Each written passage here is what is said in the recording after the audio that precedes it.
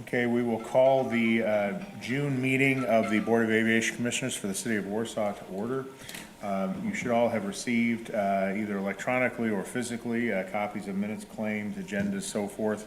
We're going to vary from the agenda because, as you know, our regular project manager produced a human being and therefore thinks that requires some time off. And Nathan Leinhardt is here to talk to us, and then he's got another meeting at 5:30. So, Nathan, I'm going to let you go first. Turn it over to you. What do you have to talk to us about tonight? Very good. Thank you so much. I do appreciate you changing things up to accommodate me. Got a couple things here. These are recurring themes with the monthly board, but we do have some updates and have made some progress. So first up is the AEP power line lowering project and the progress we're making there. So we continue to have weekly meetings, virtual meetings, conference calls with AEP. With our next meeting coming up this coming Thursday, where we are anticipating the long-awaited revised pricing from AEP. When we spoke to them last Thursday, they had indicated that the revised pricing has made its way all the way through their internal processes and currently resides at the last stop, which is the executive leadership for AEP. So while they would not give us a dollar amount, we did ask in relative terms, are we in the ballpark of what was previously estimated? And they said, yes, the prices have gone up, but we're within reason of what was initially expected. So all good things. And so likewise, we continue to have conversations with the FAA. And we'll also have a conference call at 11 a.m. on Thursday with the FAA to again apprise them of where we're at. So things are definitely moving forward, and we're hopeful to have some long-awaited answers this week. Good. Let's see here. So on runway 1836, we have issued the bid documents and plans and specifications are on the street. We hosted the virtual pre-bid last Thursday, June 4th at 3 p.m. Probably had 6 or 7 attendees, so a fairly good turnout. Currently, we have 3 prime contractors as plan holders, including E&B Paving, Reith Riley Construction, and Fendon Brown. We've received quite a few questions on the order of about 25 or so for clarifications, and so we are currently assembling an addendum to answer those questions, and part of the response is we've reached out to NGC to provide some additional information that supports their design, such as the estimate of quantity calculations, the engineer's report, and some of the survey information that was completed as part of the design. Some of the questions were pretty detailed as far as how the quantities were developed and so forth. So we've requested that, not received it yet, but we have requested that information. And we are hopeful to get that addendum out this week. One thing I will note, we initially had planned for a June 19th bid opening, and we have since pushed that to June 25th, primarily with the number of questions we've gotten.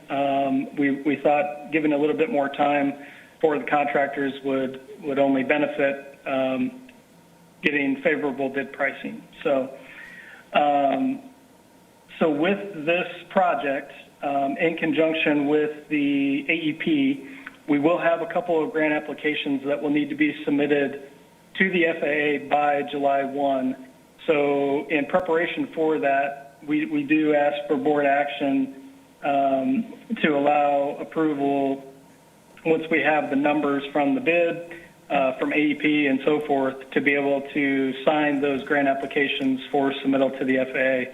And just one thing to note with the grant applications, they don't obligate the board or the city to any type of commitments. It's purely the the ask to the FAA for the funding.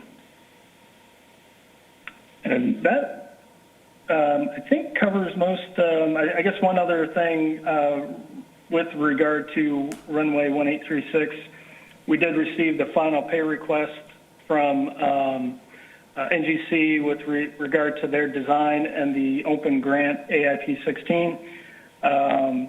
And that would also require board action to process this month as well.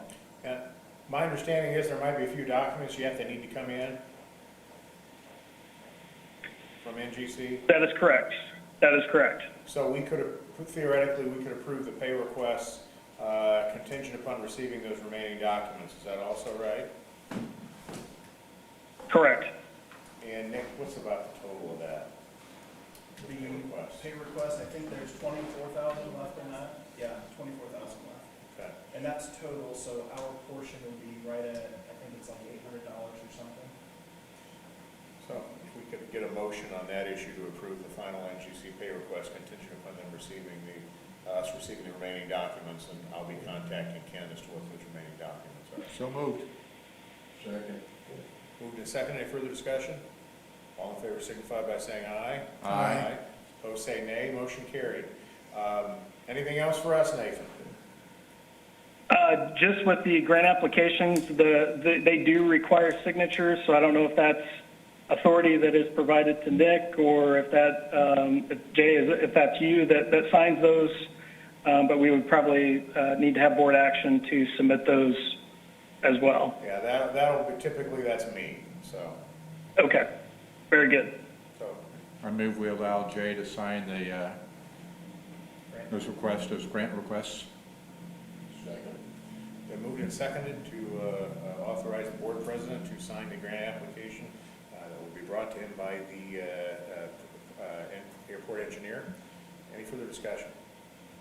All in favor signify by saying aye. Aye. Opposed say nay. Motion granted. Anybody on the board have any questions for Nathan? No, not here. Okay, anything else, Nathan? Just one last quick, Mary would kill me if I didn't bring it up. She delivered a healthy baby girl on May 29th, Adelina Marie Kirstein, and she'll go by Lena. So Mary will be on maternity leave till probably the late August timeframe. So please do not hesitate to reach out to me if you have any questions or need anything. We're happy to help and happy to be here. Well, tell her I'm kind of disappointed. I thought she was going to name the baby after Jean Zale here on the board, and to discover that she did not name her daughter Jean is a big disappointment. But tell her congratulations for us, and tell her to enjoy her time with her new one. Yeah. Very good. We'll do that. Okay, thank you. You bet. I thought it ought to be Danielle. You should have spoke up for it. Okay, now we'll go back to the normal order of the agenda. You should all have received the minutes from the May meeting and had a chance to review those. I make a motion to accept the minutes as presented. I will second. Been moved and seconded to approve the minutes. Any further discussion? All in favor signify by saying aye. Aye. Opposed say nay. Motion carried. Next, claims. What of distinctive interest do you have for us tonight, Nick? Not a whole lot this month. Again, it's still pretty quiet, so we're just, going through our normal stuff right now. So unless there's a specific request or question, and there's the minutes to sign. Any specific questions I can entertain?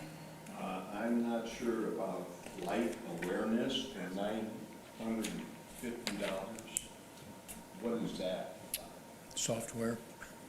What? Software. Which one is it, Gene? FlightAware. FlightAware, yes. Aware, That software allows us to see what aircraft are coming into the airport and then leaving the airport, what time they're planning to come in. And that is an annual contract that we have with FlightAware. They're the only group in the industry that really does it, and it lets us plan where we're going to position different aircraft on the ramp. So if we have a really busy day, it lets us plan out where we park the aircraft as they come in. Okay. And Lowell's for $997.98. Lowe's, oh, that is the money that we are spending at Lowe's. There's going to be some more this coming month. We are remodeling the back storeroom at the terminal building. So at the end of last year, we had some money left over. We're doing some electrical projects with that. The storeroom at the terminal building was uninsulated. It was just a 8-inch block room. Linda's office butted right up next to that, and so we have actually framed that room out, added insulation on the exterior walls, and then put drywall up. We built some new cabinets for the line techs to be able to store uniforms and outdoor cold weather or rain gear, things like that back there. I'd love for you, we were hoping to have it done a month or so ago, but COVID kind of threw a little bit of a wrench into that, so we're still finishing up some of this. But I'd love for you guys to come and see what we've done with that room. It's really starting to look good, and it's given the guys something to really work on here while we've been pretty slow during the COVID-19 episode here, so.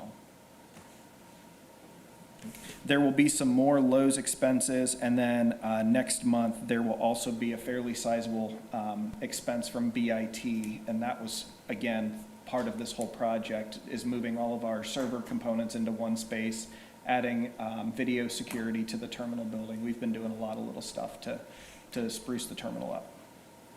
And my last question was on Old National Bank. I don't recall knowing anything about that. Linda? That comes from downtown. Yeah, that is the, yeah, I just read through it today and I can't, do you have it right there?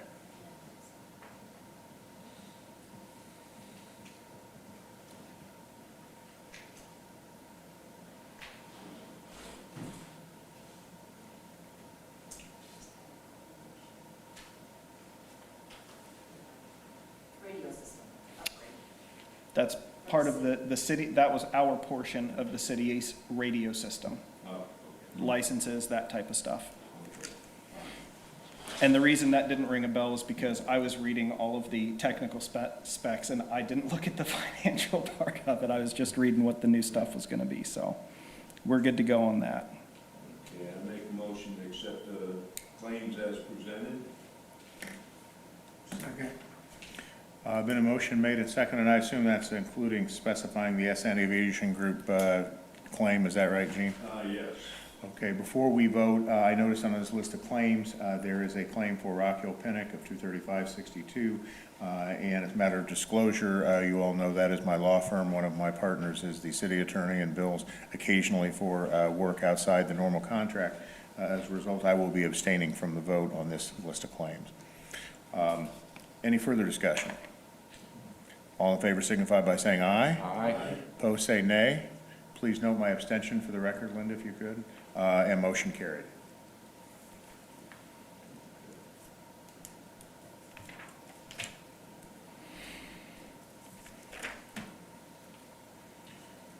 Okay, and I will pass these claim forms down that way. What do you got for us, Nick? Slow month. It's been quiet at Warsaw, just like it has been aviation, or industry-wide. I'm looking at our numbers here. To date, we are behind where we were last year, a lot. I am hopeful that we will start, like I've said in a couple past meetings, what we are hearing industry-wide is August to October sometime is when they are expecting things to really start picking up. We have seen a lot more general aviation in the last week, specifically the last 7 to 10 days. A lot more small aircraft have been coming and going. We still are not seeing very many jets. Zimmer did take delivery of their new aircraft, and so that aircraft has been to Warsaw once already, and we are told it's going to be coming and going quite a bit more, so we are hoping to maybe see a small uptick in jet fuel sales as well. And we're hoping that the other biomedicals, Johnson & Johnson / DePuy and the others will start to pick up here. a lot of those companies had a company-wide travel ban through May. And so us being right at the very beginning of June, I know that companies are amending those travel bans as more information about the COVID pandemic continues to come out. There's just not much traffic right now. So it's just a slow time, which is why we've been doing some of the remodeling at the terminal that we've been doing. So are there any questions specifically on the fuel report or the May income statement? Otherwise, I've got quite a few other things to touch base on under the manager's report. Any questions? At the numbers? Okay. Well, keep going then, Nick. Well, actually, I'll just bring it up under the new business, under the terminal update.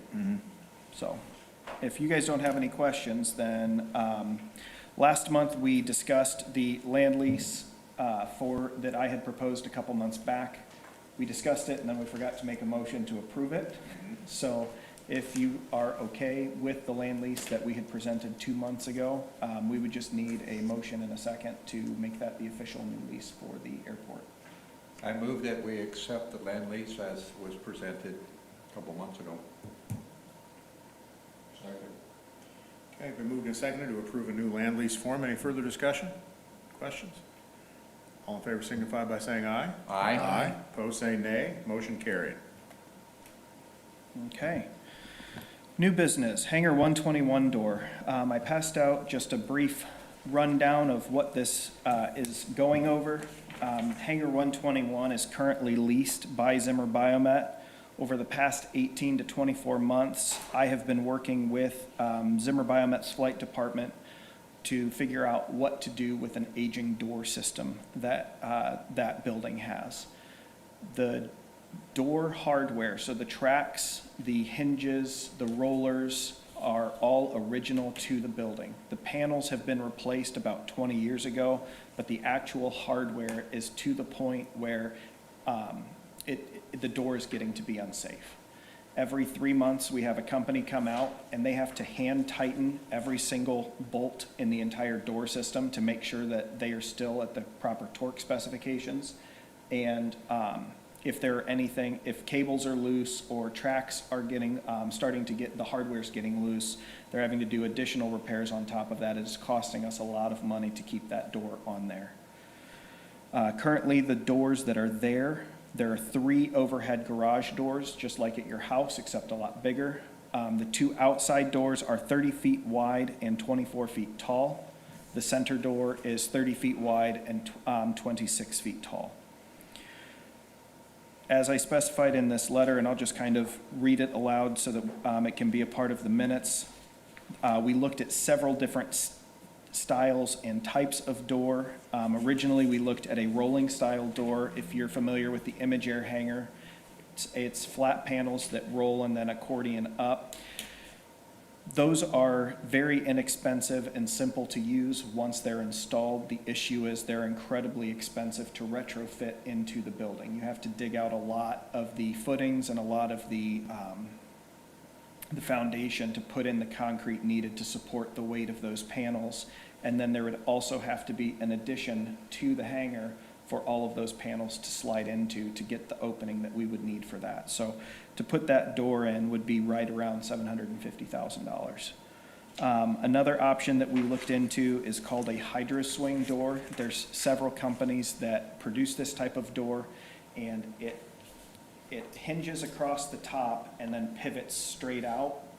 The issue with that is you cannot get enough height on that door to fit their aircraft underneath. You can, the max that door can go up is only about 24 feet. And as you can see, their aircraft has a tail height of 25 feet, 8 inches. And to put in perspective how wide that tail is bigger. It has more surface area than a Bonanza. So, I mean, it's right at 35 feet wide, and that's just the tail structure. The actual aircraft is 93.5 feet wide. Different type of door that we looked at is called a mega door, and that is columns of steel that are pulled up vertically by a cable system, and then there is a very heavy fabric that insulates in between those columns of steel. So you've got several rows of steel going up, and it pulls it up and then the fabric drapes over, similar to an accordion. Again, they work, a lot of airports use them, but because of the expense of that door, just the cost of the door alone is $500,000, then there would be additional costs on top of that for installation. Which brings us into my recommendation for the board to start considering and have a discussion over tonight, and that is a bifold door system. Bifold doors are a very traditional hangar door system. It can be fairly easily retrofitted onto the building. Right now, we are approximating right around $500,000 for that door to be installed. I'm gonna say wiggle room of right around $50,000 plus or minus, depending on a couple options, and we'll get into that here in a minute. I think it's gonna be the best. It will be the easiest for us to install, and it's not very expensive to maintain and operate over the lifespan of that door. If we do decide to pursue this bifold door option, I would like to bring up Zimmer's lease. They are currently paying $3,639.83 per month. I've got the dimensions of their hangar there. They've got 12,000 square feet of hangar storage, as well as 4,000 square feet of finished office space and 1,250 square feet of maintenance bay space. I would recommend that we look for $5,000 per month at a 5-year lease. And if you're doing math, that doesn't add up to the full $500,000 cost of the door. But the second part of that is to see if we can maybe get them to do a minimum fuel uplift of 5,000 gallons per month. 5,000 gallons per month is only 60,000 gallons a year. Historically, they have purchased anywhere from 170 to 250,000 gallons, and that's back even when they were separate companies. They were purchasing that amount of fuel combined. In the last couple years, with management changes, aircraft have not been at Warsaw nearly as much. We are not selling them as much fuel, and that would just be a way for us to help ease the cost of that new hangar door going in there. So I would recommend that we look at trying to get some kind of a minimum fuel uplift with that lease. Hey, what is the difference between saying $5,000 5,000 gallon a month fuel uplift and 5,000 gallon minimum purchase? They are basically the same. Okay. Uplift and minimum of 5,000 gallons a month, yeah. Okay. And is that something, because I'm sure if I'm sitting there, I'd be asking the question, can they carry that over? That is up to the board. My gut reaction is no. Okay. With the cost of fuel that fluctuates as much as it does, we are not set up for fuel for future purchasing, and we just don't have that ability. We may be able to set up something with World Fuel. I know that Zimmer also does contract fuel with World Fuel, and that is a discussion that we can have, or we can just set it up where they purchase 5,000 gallons a month. If they don't purchase that, then they would get an invoice for a set amount. There's a couple different ways that we can set that up. To put that in perspective, that's roughly 4 to 5 fuelings for Zimmer. That's not that much. Yeah. And then how, in terms of our accounts, how are we actually paying for this if we do it? Where's this money coming from? Well, there's a couple different ways that we can pay for this. I've been working with the mayor and the city planning office. The airport has enough money to pay for everything out of pocket, but it would basically drain our capital expense budget, and it would also put a pretty large strain on our general operating fund. Mayor and I spoke with, is it Baker Tilly now? Baker Tilly. They are the financial accountants for the city. They gave a couple different ideas from a few funds, the TIF fund, the Northern TIF fund, or maybe the edit fund, that the airport could borrow the money from the city and then use the lease money that we would receive from Zimmer Biomet to pay that amount back. None of that is set in stone. We are putting together, this would just be to put together a proposal to Zimmer, because we would need some fairly firm confirmation from them before we start moving forward with this project. Again, without specifying which fund and under what terms, we've got some flexibility with a couple of these cities' funds, and this is something we think we could get done without strapping ourselves, right? Yeah, I think it's fair to say that, we've given somewhat of a reprieve this year on our portion of the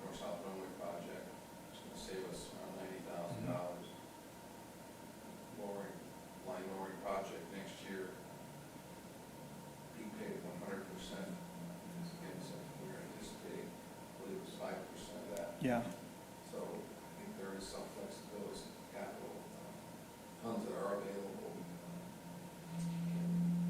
Again, assuming we can get a 5-year lease, I think this makes sense. And Yeah. of course, the fuel, minimum fuel, I think is a big part of this. Okay. this is purely an example. This is not what we're thinking. You just asked what we could potentially do. Say we borrow $250,000 from the TIF district, and then the airport finances the rest through our depreciation fund and then our general operating fund. That $250,000, the money that we are receiving, the $5,000 a month from Zimmer, the building is paid for. The only thing that we currently owe is on the door. We could take that $5,000 and pay it back to the Northern TIF district and repay that loan from the city to us. And then when that's paid off, then that money goes back into our the rest of the rent would go back into our depreciation fund. Yeah.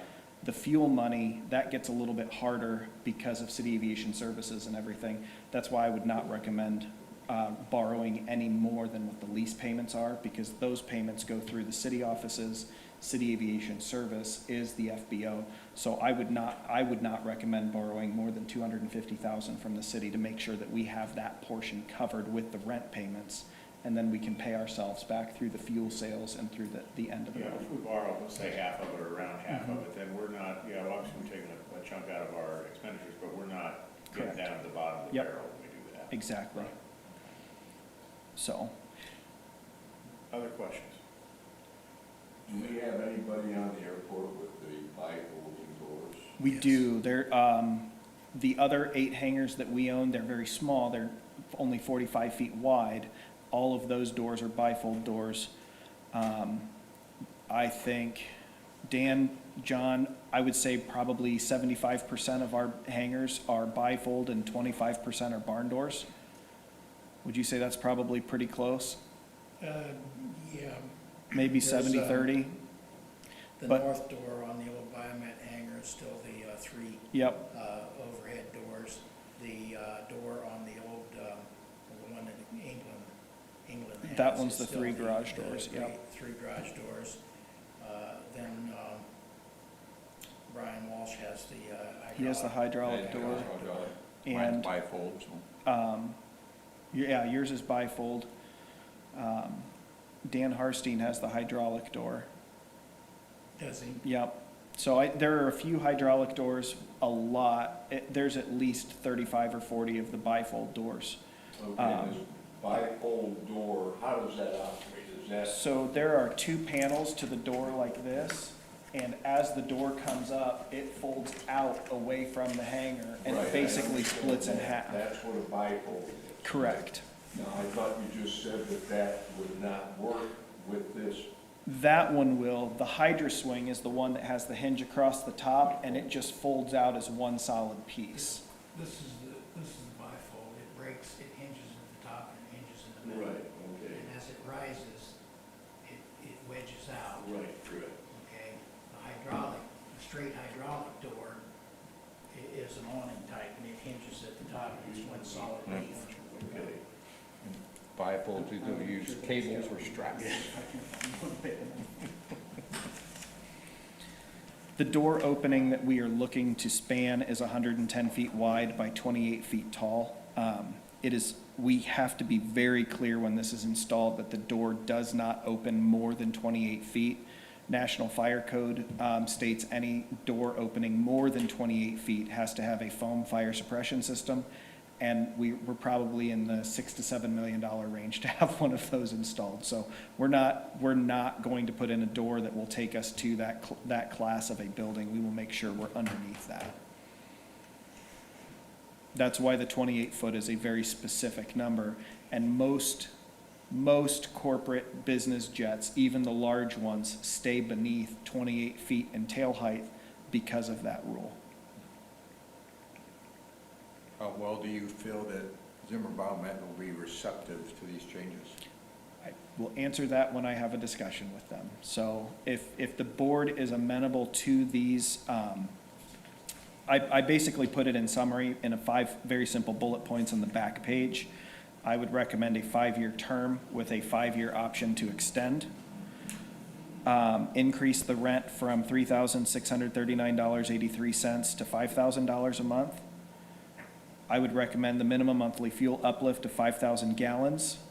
And in turn, the airport would pay for and install the new bifold door that would accommodate the Zimmer Biomet fleet. And that's where I said the 110 feet wide and no more than 28 feet in height.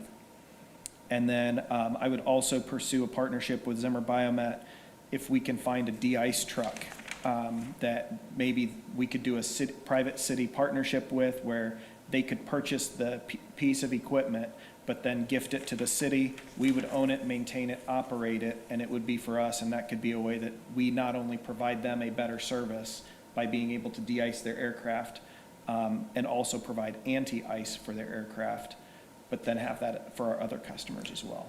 And it's fair to at least believe or say that they seem to be a little more interested in making a capital purchase to obtain that truck than they do making a capital investment in the door itself. Correct. And that's not just our imagination about that, so.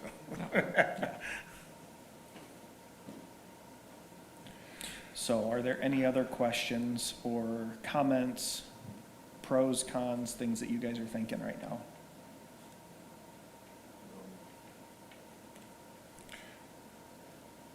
So would you want a motion from the board approving your negotiations with Zimmer Biomet with these as our goals at this point?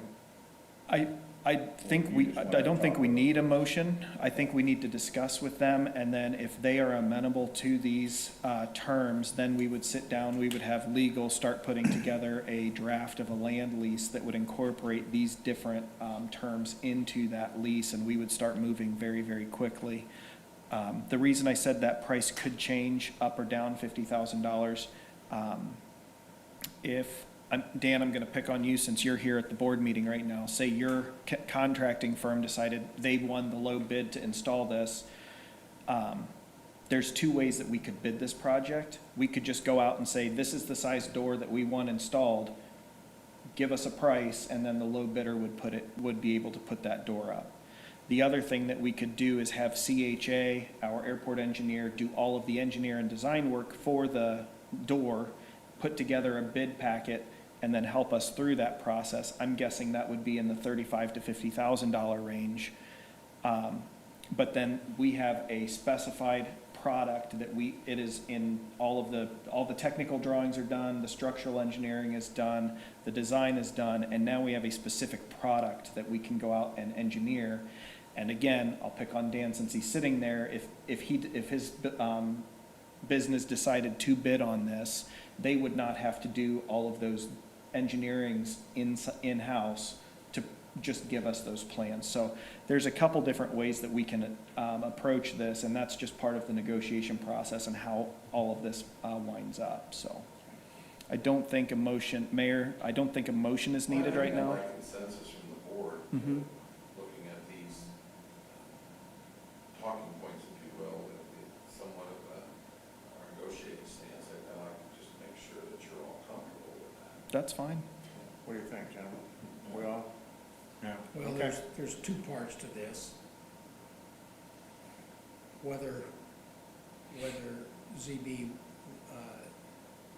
wants to agree to something like this, we have to do something. The doors have exceeded their lifespan. So we have to do something. Yeah. So the question is, at what level do we try to achieve for this? Okay. I think you're right. Go ahead. I think you've got a feel for it right now. So. Okay. I will update the board as more information is available. Okay. Thanks, Mayor. Have a good evening, sir.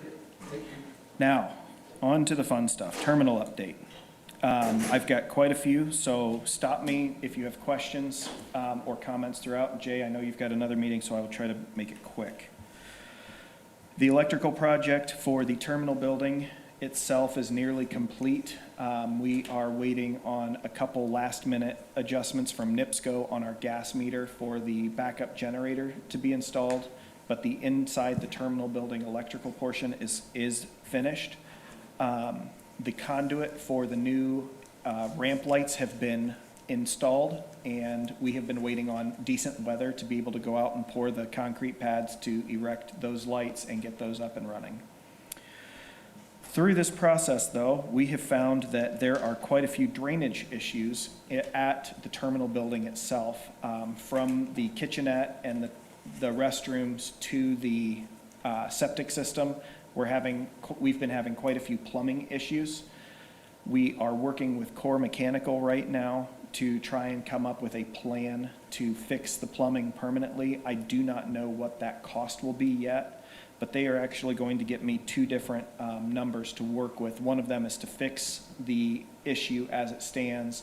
The other one would be a bathroom remodel. My staff would take on a majority of the construction of the new bathrooms. We would put up the walls, we would do the drywall, the insulation. We are not licensed plumbers, therefore we can't install toilets or any of the drains or water. So we would be potentially working with Core Mechanical to have those improvements done to our building. I know that that is something that the board has asked me to look at for several years.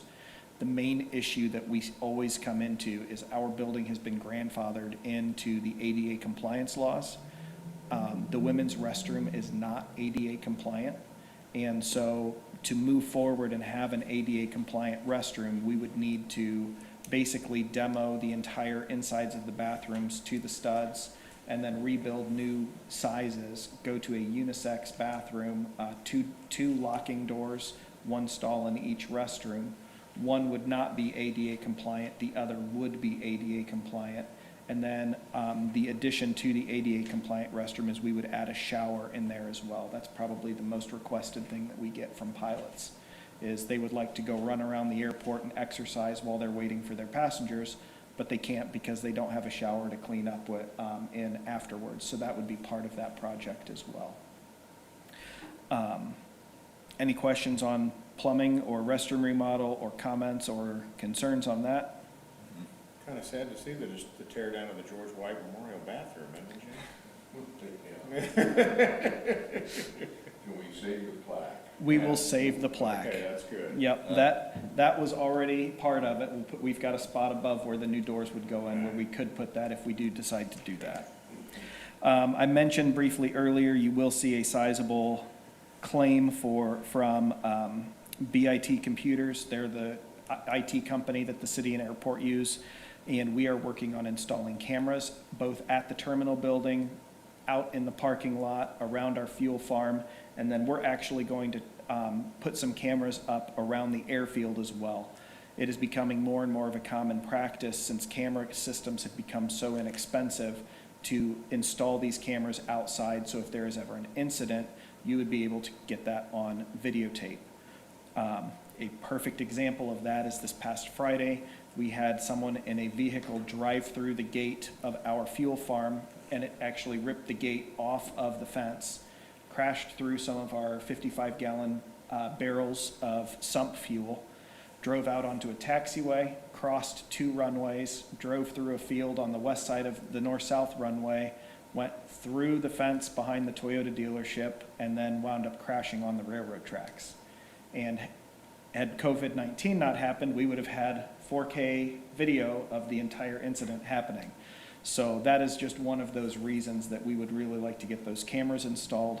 The other main reason is specifically for general aviation. It is the first step at making our building accessible 24 hours a day. Once we get that installed, my goal is to update our exterior doors and make it so that if a pilot is flying in and needs to use the restroom after hours, that they would be able to just, we could give them a code, they could enter the building, and then that part of the restrooms and the lounge area would be available 24 hours a day. But because of insurance, we need to have the cameras set up for the security on that. So we are working on that. And then the last part of the security update, I apologize, Jay, I was trying to get it done for today, it didn't happen, but I talked with Jay. We have had more and more requests for hangar owners to have barbecues or graduation parties or hangouts at their hangar. I specifically as an airport manager 100% support that. It is something that I encourage because it gets the public used to the airport. It shows them why we are there and what our function is to the community. However, the second you invite non-aviation personnel onto the airport, specific security policies need to be in place to make sure that they are not going to go places they ought not be going. And there is a very, very well-defined manual that the FAA has given airports to use to put together a safety plan that prevents people from getting out onto a taxiway or a runway and potentially causing an incursion. So if the board is okay with it, I'm going to be drafting a letter for Jay to sign and send out as the board president on the behalf of the board. That is just a reminder to tenants. We encourage these types of get-togethers. We love that you are having them specifically at the airport, but just remember there are certain items that you have to tick off before you can just go ahead and do it. Just because you own the building doesn't mean you can go out and do what you would like. Yeah, you gotta talk to us, just so we know what's coming, because that's the way we know, or the airport staff knows, okay, what are these people doing out there with their grill? So also, so we can make sure that safety requirements are met. We obviously, this is prompted by the fact we ran into this issue over the weekend, and we just want to send a reminder out to folks that it's an easy thing to do. They just have to contact me. Yep. And the last thing doesn't have anything to do with Warsaw. It's just a friendly shout out to a local airport. Mentone Flying Club is having their annual pancake and sausage breakfast. It is going to be Saturday, June 27th from 7 to 10 a.m. They are asking $5 per person. Kids under 5 eat free, and there will be airplane rides, weather permitting. So anyone who's listening to this on the internet, go and support our local neighbor Mentone Flying Club on June 27th. That's all I got. Oh, I forgot about Dalton. That didn't go on there. I apologize. Wrong button. Dalton's is the company that we have used for the past 5 years for spraying the fence line at the airport. And I just received a quote for 2020. This would be for the perimeter fence along 350 North and down Airport Road, and then across 300 to 100, 100 down to 250. It's the full perimeter of the fence. And that price has not changed in the 5 years that we have been working with Dalton's, and that is $3,370. They have been great to work with, and I would definitely recommend that we use them again this year. What they do is they put down, it's basically an industrial form of Roundup, so that when we mow, there is about 8 inches of dirt next to the fence line, and it just prevents us from hitting the fence line with our mowers or having to weed eat a country mile of fence line, which would just be it just would be impossible with our staff. So I would definitely recommend that we move forward with that. You need a motion on that? Yeah. I make a motion that we accept the proposal to continue with Dalton spraying. Second. We moved and seconded. Any further discussion? All in favor signify by saying aye. Aye. Opposed, say nay. Motion carried. And the last thing, and since I forgot to print it out, I will hold it up and show you on my iPad. I will email this out as well. On the airport, we have 3 different areas where all of our stormwater eventually drains to. A couple of these 3 areas specifically have become really overgrown with very thick bushes. Some areas cattails, and in one location there's actually 4 or 5 trees that are getting fairly sizable. And Dalton's has a couple products that they are able to put down in those areas that would not only kill the broadleafs, the big huge plants that are really overgrowing and taking the bramble, the Canadian thistle, that type of stuff. They also have a second product that they could put down at the exact same time that would actually limit the amount of growth in those areas, so the grass would not get as high as fast. And the benefit for that is because that area is so wet, our tractors are only able to mow it maybe 1 or 2 times a year when it's been very, very dry for 3 or 4 weeks in a row. That estimate comes out to, we're not exactly sure how much product is going to go down. But he said that product is $380 per acre, and he is guessing it's gonna be right around $1,900 to do those 3 areas. Once the initial has been put down and we are somewhat manageable, he will be able to sell the airport the product directly, and then we will be able to go out and apply it ourselves for a cost savings, because we won't have to pay for the labor of the application. We just don't have the equipment to go out and do it ourselves right now. So I would, again, definitely recommend that we do this. The areas are very, very difficult to maintain due to the wet nature of that ground around there, and for $1,900, it's a very, very easy fix. I say go ahead. Okay? That's all I think that's all I have now. Is that right, Linda? Okay. Okay, anything else for Nick? Dan? What's the status on the crack sealing and stuff that the city was going to do, the street department? Where are we at with that stuff? The former superintendent has resigned. A new superintendent has been in for a week, and with all of my work on the Zimmer hangar, I've not had time to invite him out to work on that. It was my intention of doing that first thing tomorrow morning, once we got all of this taken care of. I will hopefully have a much more detailed plan for you at the July meeting. Good.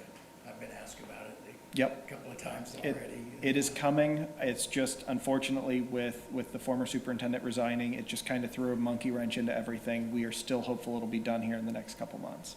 If that doesn't happen, we will be looking to a third party. We won't be able to fix as many cracks, but we'll get as many done as we can.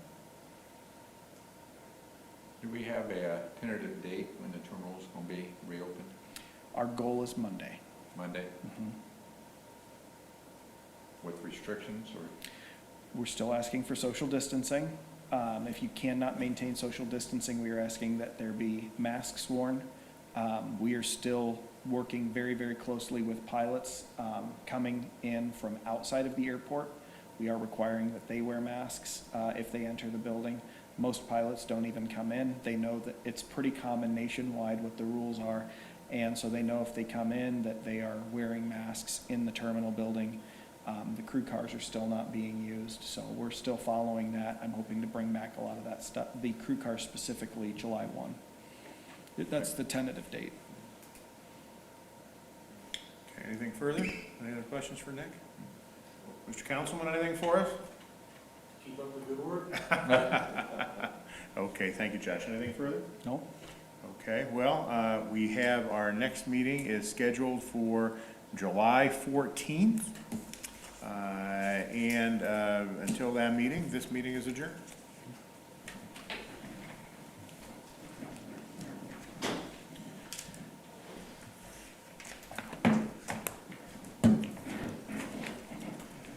Okay, you send me